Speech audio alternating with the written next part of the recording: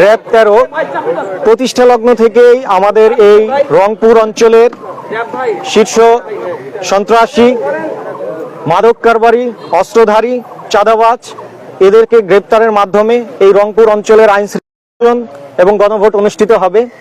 আমাদের এরই ধারাবাহিকতায় অলরেডি আমরা এই রংপুর অঞ্চলের প্রত্যেকটি আসনে তথা প্রত্যেকটি কেন্দ্র ভিত্তিক আমরা আমাদের টহল, স্ট্রাইকিং ফোর্স হিসেবে এবং মোবাইল টহল হিসেবে অলরেডি আমরা নিযুক্ত করেছি।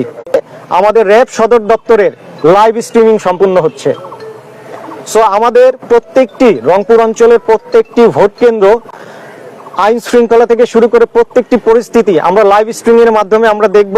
আমার যে ডিজিটালাইজ যে অপারেশনাল মনিটরিং সেন্টার, যেটা ভুলে যান, র্যাব এলিট ফোর্স হিসেবে আমরা আমাদের সর্বোচ্চ পেশাদারিত্বের সাথে আমরা সর্বোচ্চ বল প্রয়োগের জন্য বদ্ধপরিকর থাকব।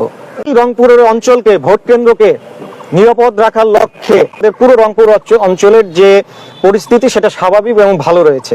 তারপরও র্যাব আমাদের যে কভার্ড যে আমাদের যে ফোর্স রয়েছে তারাও অ্যাক্টিভ রয়েছে।